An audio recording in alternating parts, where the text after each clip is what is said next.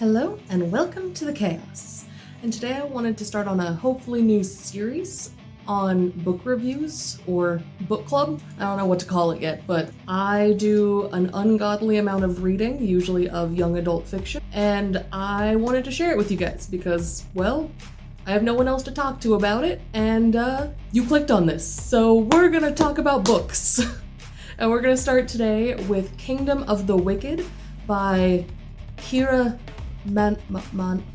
having a stroke. Kingdom of the Wicked by Kerri Maniscalco. I am so sorry if I butchered that because I probably did. I am not very good at names. So a little bit on the plot. I'm not gonna tell you all about it no matter how much I want to because I don't want to spoil it for anyone because it's not as fun if you don't get to read it yourself. So a little on the plot. It follows a young witch named Amelia as she hunts for her twin sister's murderer, and along the way she breaks every rule that her grandmother has ever laid out before them to protect them. Just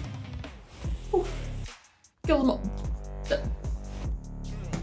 Doesn't care. I can't English. Hoo-wee! It takes place in Sicily in the 1800s, mostly in the girls' family restaurant, Sea and Vine, and Amelia, our protagonist. Her ultimate goal is to own the restaurant when she's older and expand it. She loves cooking and she's very quiet and obedient. Usually listens. She's the kind of more level-headed of the twins, whereas her sister Victoria is the kind of wild child, makes everything into a joke, disobeys, and she's outspoken and adventurous, which is not typically something that is looked highly upon in the 1800s. If you know anything about history, women in the 1800s were supposed to be the exact opposite of that. So there are 12 witch families that live in Sicily, and in order to protect themselves from the Catholic Church, as well as the witch hunters, they don't interact unless absolutely necessary. They all know each other, who each other is, so that they can avoid them. And it really shocks everyone when witches start ending up brutally murdered with their hearts ripped out of their chests. And Amelia's grandmother is dead set that it is evil forces that are causing this rather than witch hunters or the church, and perhaps even the princes of hell themselves. So even with all of this going on, Victoria completely disregards it and still goes about her business, leading to, you guessed it, her being brutally murdered and her sister finding her minutes after being murdered. It really, she did great with that. That totally didn't scar her emotionally. So if you couldn't guess, losing Victoria completely breaks Amelia. She goes from being a very quiet, soft-spoken girl to doing literally anything it takes to avenge her sister's death, including summoning a demon when she has absolutely no experience with dark magic, nor summoning, didn't even think demons walked the earth and that they were all confined to hell. So she decides to summon one, thinking it'll be a lesser demon, and nope, she accidentally summons the Prince of War himself, only known as Wrath, and binds him to her. Great job, did it. All right, so before I go on any more about it, I'm gonna stop. I don't want to spoil anything else because that's the first couple chapters. Enough to lay out the groundwork. So first off, let's talk about Amelia as a character. I think she's a decent character, decently rounded.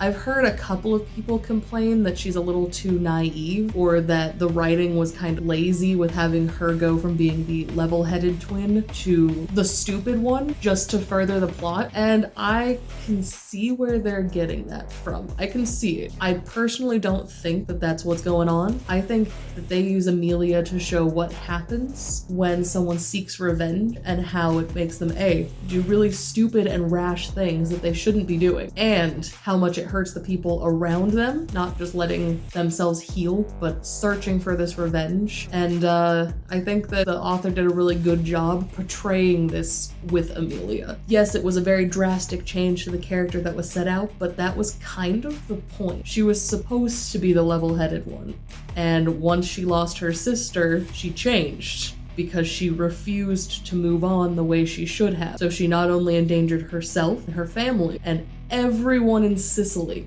in this quest for revenge. So I think they showed it well, and that what they were trying to accomplish, they did. All right, now the other main character is Wrath, and he's just He's fine, I guess. He's not a bad character. He works very well to further the plot and as a love interest for Amelia, but he doesn't really strike me as a demon at any point in time. They give him no sense of danger. You never feel like she's in danger while being around him. And definitely not the Prince of Wrath, the Prince of War himself. And I think they were trying to go for a quiet rage. I just don't think it was accomplished.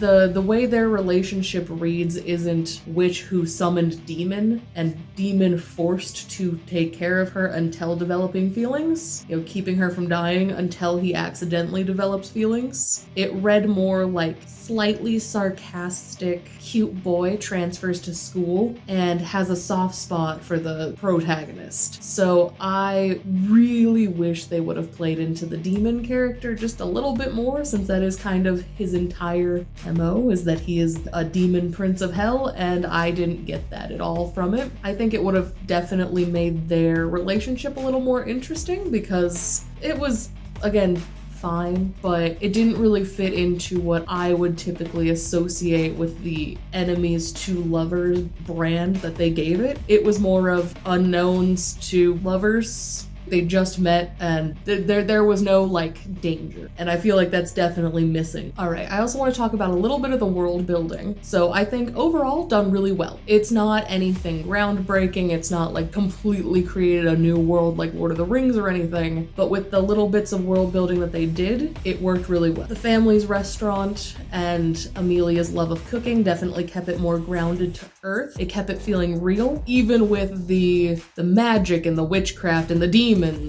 It kept it kind of grounded and relatable while also creating an amazing world using, you know, the concept of the 7 princes of hell from the 7 circles of hell, which is one of my favorites. So I'm not mad about that at all. I like how they twisted it just enough to really keep it unique to their world and build off of it to tell the story that they wanted. Overall, I think I would give it a solid 4 out of 5. It's definitely good, and my only real gripe with it is Wrath. It's not enough that it makes it unreadable. It's still good. It just could have been developed a little bit more. So yeah, overall 4 out of 5, really good. I highly recommend it. And tell me what your thoughts are below. If there's any other books that you would like me to review, please leave them in the comments. I have a couple more lined up that I have already read and want to share with you guys. But yeah, thank you so much for watching. If you'd like to see any more other videos, they'll be listed over here. And have a fantastic rest of your day. Bye!